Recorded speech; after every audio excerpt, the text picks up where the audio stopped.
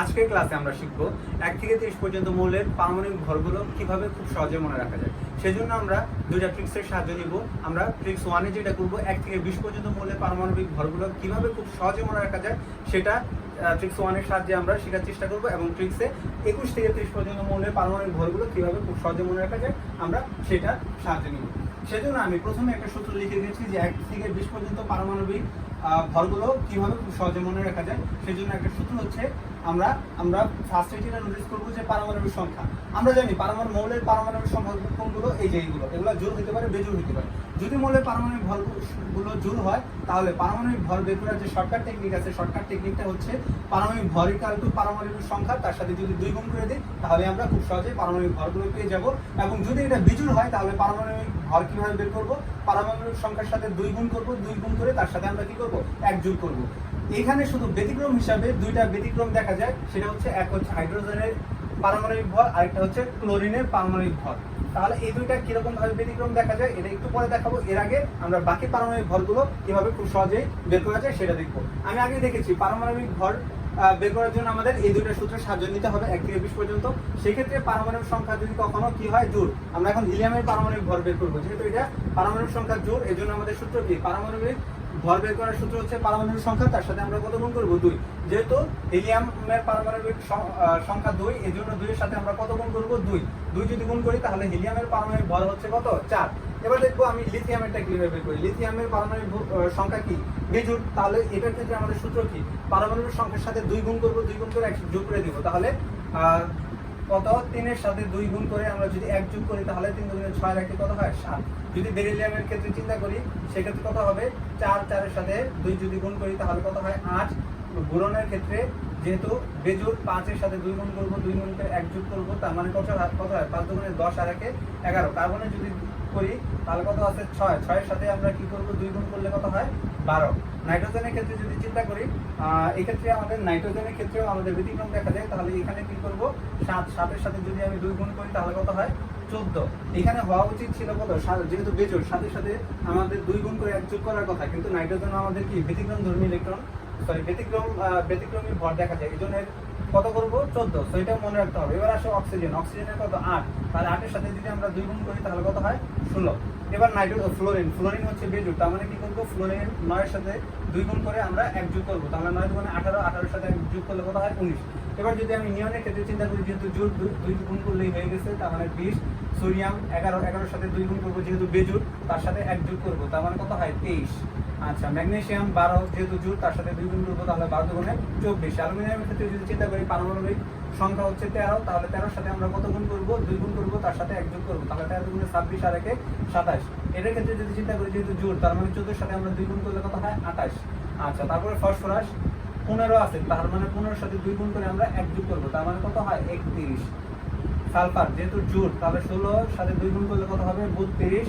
Chlorine এখানে কত হওয়া উচিত, 17 এর সাথে আমরা 2 গুণ করবো, তাহলে 17 দুগুণে কত হয়, 34। যেহেতু বেজোড়, তার মানে আরেক যোগ করলে আমাদের হওয়া উচিত ছিল কত, 35। বাট এটা হচ্ছে ব্যতিক্রম, এটা আসে কত, 35.5। আচ্ছা, তারপর কি আছে আমাদের, আর্গন হচ্ছে 18। আর্গন কি জোড়, আর্গনের সাথে আমরা কত গুণ করবো, 2 গুণ করবো, তাহলে কত হয়, 18 দুগুণে 36। 36 লিখে দিলাম। তারপর কি আসে, আর পটাশিয়াম যেহেতু বেজোড়, তার মানে কি করবো, 19 এর সাথে 2 গুণ করবো, 2 গুণ করে কত করবো, 1 যোগ করবো, তাহলে কত আসে, 39। ঠিক আছে, আমরা হচ্ছে পটাশিয়াম পর্যন্ত করে ফেলছি। এবার যদি আমি সেম ভাবে ক্যালসিয়ামেরটা বের করতে যাই, ক্যালসিয়ামেরটা আমরা কোথায় লিখবো, এখানেই করি। ক্যালসিয়াম কত, 20, যেহেতু এটা জোড়, তার মানে 20 এর সাথে আমরা কত গুণ করবো, 2 গুণ করবো, তার মানে কত হয়, 40।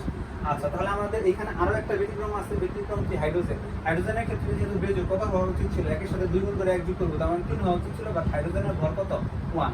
সো এইভাবে আমরা 1 থেকে 20 পর্যন্ত পারমাণবিক ভরগুলো খুব সহজে মনে রাখতে পারি। এবার আমরা দেখবো 21 থেকে 30 পর্যন্ত মৌলের পারমাণবিক ভরগুলো কিভাবে খুব সহজে মনে রাখা যায়। সেই জন্য আমি এর আগে একটা ট্রিক্স লিখে রেখেছিলাম, সেটা হচ্ছে 3 45 45 355। সো এই ট্রিক্সটা যদি আমরা মনে রাখতে পারি তাহলে খুব সহজে আমরা 21 থেকে 30 পর্যন্ত পারমাণবিক মৌলের ভরগুলো খুব সহজে মনে রাখতে পারি।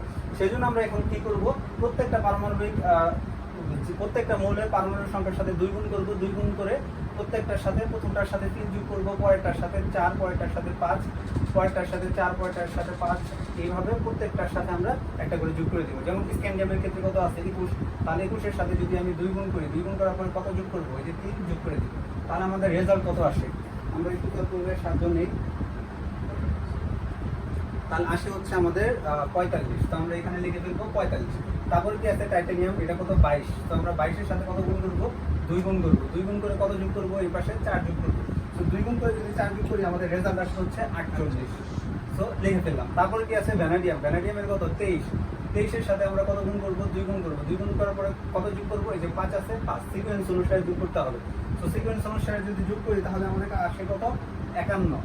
তারপর কত আছে ক্রোমিয়াম 24, ক্রোমিয়াম 24-এর সাথে যদি আমি 2 গুণ করি, 2 গুণ করে কত যোগ করবো, এই যে এটা 4 যোগ করবো, তাহলে কত হয় 24 দুগুণে 48, 48 আর 4 যোগ করলে কত হয় 52।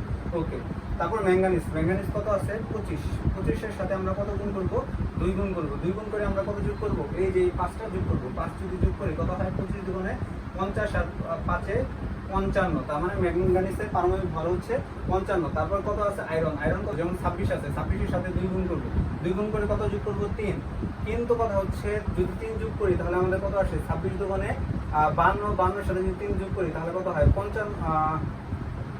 বাট এখানে তো এটা হবে না, আমরা একটা সিকোয়েন্স ভুল করছি, সেটা হচ্ছে 3, 45, 45, দুইবার দিচ্ছি 45, 3বার দিতে হবে। হ্যাঁ, তাহলে 3, 45, 45, তারপর মনে রাখতে হবে কত 355।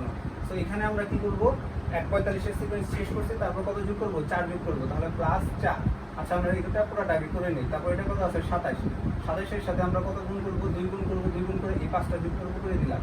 তারপরে নিকেল কত 28 আসছে, 28-এর সাথে কত গুণ করবো, আবার 2 গুণ করবো, 2 গুণ করার পরে কত যোগ করবো, এই যে 3টা যোগ করে দিব। আচ্ছা, তারপরে কপার, কপারের কত 29, 29-এর সাথে আবার কত 2 গুণ করার পরে আমরা 3 যেহেতু যোগ করছি কত আছে 5, এই 5টা যোগ করে দিব। ফাইনালি কত আছে জিঙ্ক, জিঙ্কের ক্ষেত্রে কত করবো 30, যেহেতু পারমাণবিক সংখ্যা 30-এর সাথে 2 গুণ করার পরে শেষ কত 5 যোগ করবো। তো যোগ করে যদি আমি এগুলো মান বসাই দিই, আমাদের আয়রনেরটা আসে হচ্ছে 56, তারপর কোবাল্টেরটা আসে হচ্ছে 59, এবং হচ্ছে নিকেলের পারমাণবিক ভর আসে হচ্ছে এটা 59, এবং কপারেরটা আসে কত 63, কিন্তু কপারের আসল পারমাণবিক ভর কত 63.5। সো এখানে 0.5 অতিরিক্ত যোগ হয়েছে। ফাইনালি আমরা জিঙ্কেরটা যদি যোগ করি তাহলে জিঙ্কের কত আসে 65। সো এটাই ছিল আমাদের 1 থেকে 30 পর্যন্ত মৌলগুলো পারমাণবিক ভরগুলো কীভাবে খুব সহজে মনে রাখা যায় সেটা নিয়ম। আশা করি আজকের ক্লাসটা সবাই বুঝতে পেরেছো। যদি কোথাও কোনো প্রবলেম হয় তাহলে তোমরা কমেন্টের মাধ্যমে জানাও। তো আজকের ক্লাস এই পর্যন্ত, আল্লাহ হাফেজ।